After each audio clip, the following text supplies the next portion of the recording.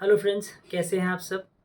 जो लोग मुझे नहीं जानते हैं, मैं एक अपना क्विक इंट्रोडक्शन दे देता हूं। मेरा नाम है अमन पोद्दार और मैंने आरआरबी पीओ और एसबीआई पीओ जैसे एग्ज़ाम्स को क्लियर किया है।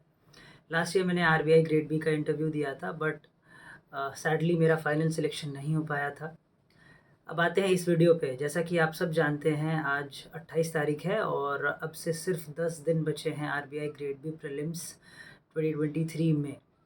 मैं उम्मीद करता हूँ कि आप सबों का प्रिपरेशन बहुत अच्छा हो रहा होगा। आप लोगों ने मैक्सिमम सारी चीज़ों को कवर कर लिया होगा और आप सारे अब रिवीजन के स्टेज पे होंगे।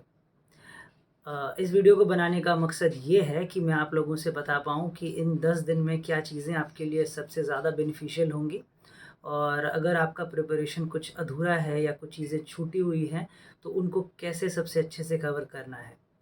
मैं आपको ये भी बताऊँगा सेक्शन वाइज़ एग्ज़ाम में कि किस चीज़ पे ज़्यादा फ़ोकस करना है और रिवीजन करने के लिए सबसे बेस्ट तरीका क्या रहेगा, ठीक है? तो सबसे पहले एक्चुअली क्या है कि कुछ लोग वर्किंग हैं, कुछ लोग फुल टाइम स्टूडेंट हैं, तो प्लीज़ इसको थोड़े अपने सिनेरियो में फ़िट कर लीजिएगा जो भी मैं बता रहा हूँ, क्योंकि मैं एक थोड़ा जेनरिक तौर पे बताऊँगा। सबसे पहले तो ये जो लास्ट 10 दिन बचे हैं, हमें इसमें क्या करना है कि अपने आप को परफ़ेक्शन की ओर ले जाना है। यानी कि जितना भी हमने पढ़ा, वेदर वो जनरल अवेयरनेस हो, क्वांट हो, रीज़निंग हो, इंग्लिश हो, तो ऑफ़ कोर्स ये प्रैक्टिस करके आएगा। प्रैक्टिस कैसे करेंगे? प्रैक्टिस करेंगे हम मॉक टेस्ट से, ठीक है? तो मॉक टेस्ट बहुत ही इम्पोर्टेंट है। मुझे पता है कि बहुत सारे लोग अफ़ोर्ड नहीं कर पाते हैं एक कोर्स को जो काफ़ी महँगा होता है, तो मॉक टेस्ट, एक अच्छा मॉक टेस्ट ढूँढना उनके लिए थोड़ा चैलेंजिंग हो जाता है।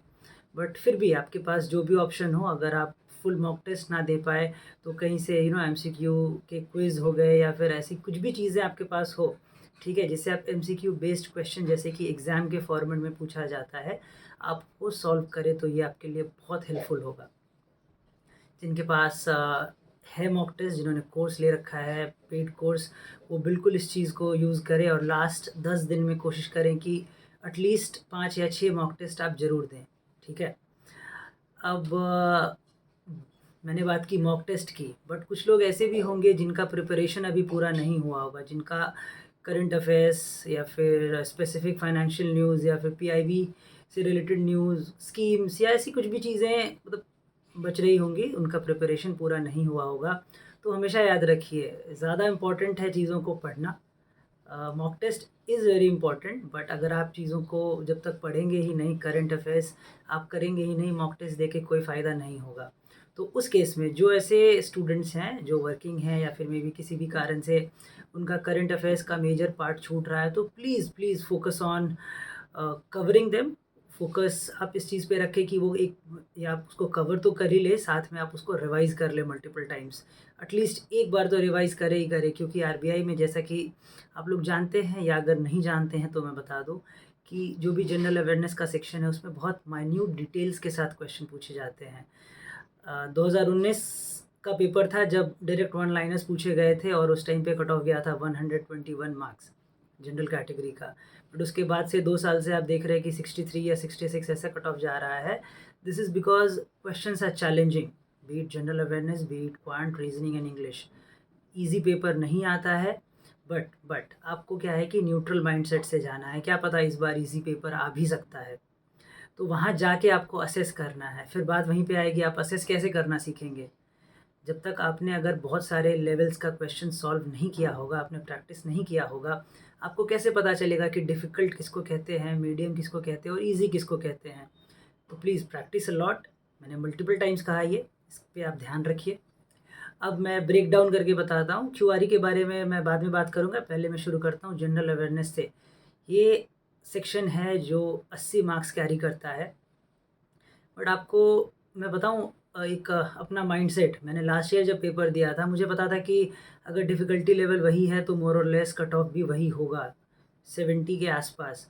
तो उस हिसाब से आपको खुद के लिए सोचना होगा। फॉर एग्ज़ाम्पल, आपका क्यूआरई पार्ट अगर स्ट्रॉन्ग है, आपने रिसेंटली बैंक एग्ज़ाम्स दिया है, आपने क्लियर किया है, तो आप सोच सकते हैं कि उस 60 और 60 120 120 मार्क्स जो आपका क्यूआरई का बचा, आप उसमें सोच सकते हैं 60 नंबर लाने का, 70 नंबर लाने का, है ना? अगर आपका वो पोर्शन स्ट्रॉन्ग है तो उससे क्या होगा कि आपको जीए में अगर कम भी मार्क्स हो तो आपका ओवरऑल कट ऑफ क्लियर हो जाएगा। यदि आपने सेक्शनल कट ऑफ क्लियर कर लिया जनरल अवेयरनेस का तो। बट कुछ ऐसे भी स्टूडेंट्स होंगे, कुछ एस्पिरेंट्स जो कि बहुत एक्सपीरियंस्ड हैं, जो कि पिछले 3 साल, 4 साल, 5 साल से काम कर रहे हैं, जिनका प्रैक्टिस छूट गया है क्वांट रीजनिंग से, इंग्लिश से, इन सब चीज़ों से, तो उनके लिए काफ़ी डिफ़िकल्ट हो जाता है वापस से इतना टाइम देना इन सब चीज़ों को। तो उनको क्या करना है कि आप जनरल अवेयरनेस पे फ़ोकस कीजिए। आपको कट ऑफ क्लियर करना है, आप चाहे जहाँ से भी करें।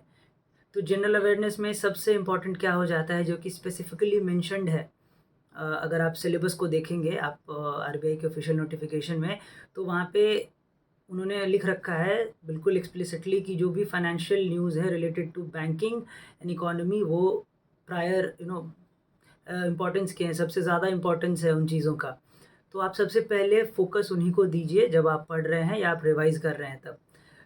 And what is your best bet? Anuj Jindal channel पे आरबीआई 247 एक सीरीज़ है जिसमें जो भी फाइनेंशियल न्यूज़ हैं वो कवर किया जाता है, और 1 महीने में आपको अराउंड 30 से 35 ऐसे न्यूज़ बहुत ही डिटेल्स में मिलेंगे।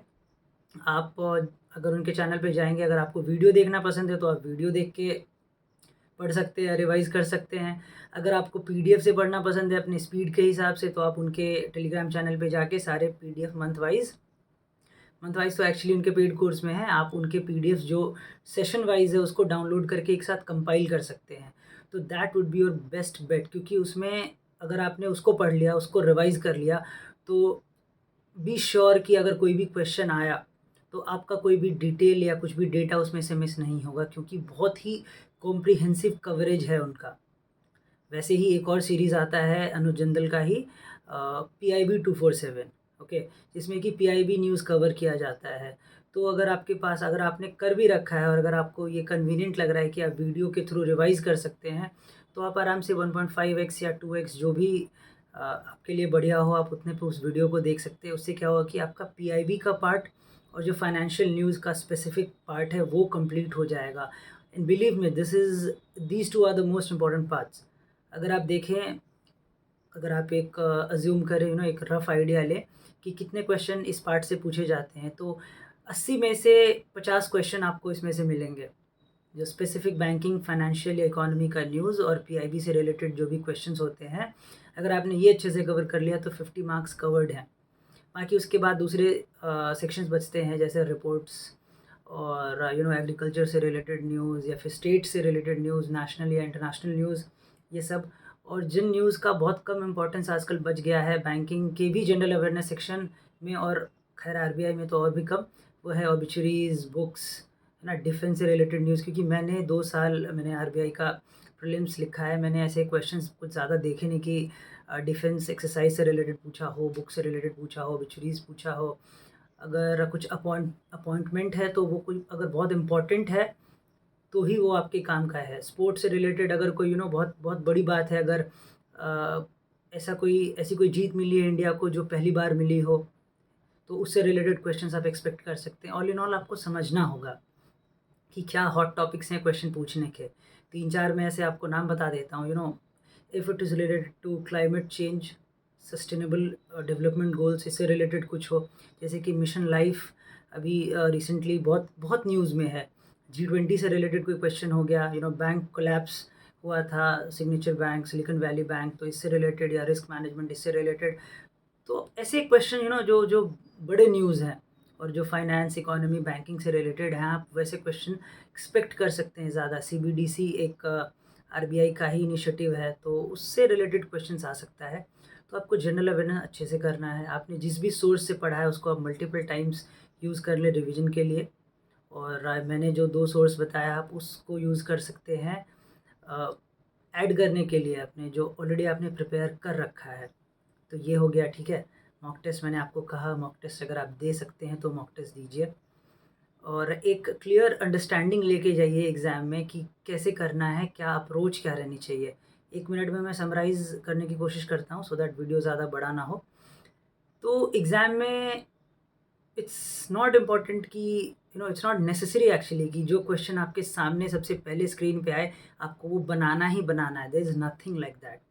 जब लोग नए होते हैं या बहुत प्रेशर में होते हैं तो क्या होता है कि जो क्वेश्चन सबसे पहले हमारे स्क्रीन पे आया we feel that we are obliged to solve that question. No, अगर आप जनरल अवेयरनेस में हैं, आपको 25 मिनट में 80 क्वेश्चन बनाने हैं, 1 मिनट में 3 क्वेश्चन से ज़्यादा, आप जानते हैं अगर क्वेश्चन अगर लेंदी है, एक पैराग्राफ बेस्ड क्वेश्चन है, तो आप 80 के 80 क्वेश्चन बनाना तो दूर की बात है, आप पढ़ भी नहीं सकते हैं।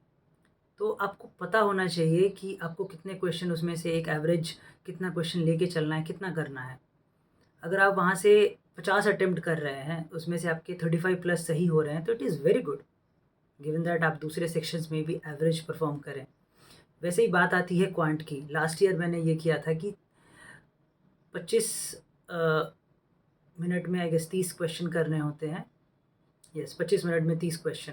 तो मैंने क्या किया था, पहले 2-4 मिनट दिए थे सारे क्वेश्चन को ब्राउज़ करके ढूँढने के लिए कि कौन-सा क्वेश्चन जो मेरे लिए आसान लगे, जिसको मैं सॉल्व कर सकूँ एक्यूरेसी के साथ। एंड बिलीव मी गाइज़, मैंने 13 क्वेश्चन को ईयरमार्क किया कि मैं इन्हीं 13 क्वेश्चंस को बनाऊँगा। मैंने 13 क्वेश्चन बनाए, उसमें से 1 गलत हुआ, 12 सही हुआ और 11.75 मेरे मार्क्स आए। स्कोर कार्ड अगर आप मेरा देखना चाहें तो मैंने शायद पिछले किसी वीडियो में शेयर किया होगा। ऐसे ही मैंने रीज़निंग में किया। मैंने पज़ल्स को बिल्कुल पहले साइड कर दिया क्योंकि that is not my strong part. मैंने सारे मिसलेनियस क्वेश्चंस को उठाया। मिसलेनियस के सारे क्वेश्चंस करने के बाद जो मुझे 1 या 2 पज़ल अगर लगा कि हाँ, बन सकता है, तो मैंने फिर उसको अटेम्प्ट किया। इंग्लिश में ऐसा हुआ कि जो क्वेश्चन मुझे लग रहा था कि बिल्कुल ही मेरे समझ नहीं आ रहा है, तो मैंने उसको छोड़ दिया। बट इंग्लिश चूँकि मेरा ठीक है, तो मैंने उसमें 26-27 अटेम्प्ट किए थे। तो आपको भी सबसे पहले अपनी स्ट्रेंथ को पहचानना है, अपने वीकनेस को पहचानना है और 150 नंबर लाने के लिए मत जाइए इस एग्ज़ाम में। वो फ्यूटाइल है, वो वेस्ट हो जाएगा आपका अटेम्प्ट और आपका सारा प्रिपरेशन। आपको कोशिश करना है एग्ज़ाम को क्लियर करने का। फिर मैं इसी बात पे कंक्लूड करूँगा, अपने स्ट्रेंथ और वीकनेस को देखते हुए, अपने प्रिपरेशन को देखते हुए, एग्ज़ाम के डिफ़िकल्टी लेवल को देखते हुए आपको पेपर अटेम्प्ट करना है, अपना बेस्ट देना है और ऑल द बेस्ट आप सबों को जो इस बार अपीयर करेंगे। अब मैं कोई वीडियो नहीं बना पाऊँगा इन 10 दिनों में क्योंकि थोड़ा हेक्टिक हो जाएगा मेरे लिए। 3rd को मुझे एसबीआई जॉइन करना है और 9th को फिर प्रीलिम्स का पेपर है। बट हाँ, प्रीलिम्स के पेपर के शाम में मिलेंगे एग्ज़ाम का एनालिसिस लेके। आप लोगों से भी मैं पूछूँगा पोल करा के कैसा रहा पेपर का लेवल, आप लोगों को कैसा लगा। तब तक के लिए अपना पूरा एफ़र्ट दें, अच्छे से प्रिपेयर करें। ऑल द बेस्ट आप सबों को।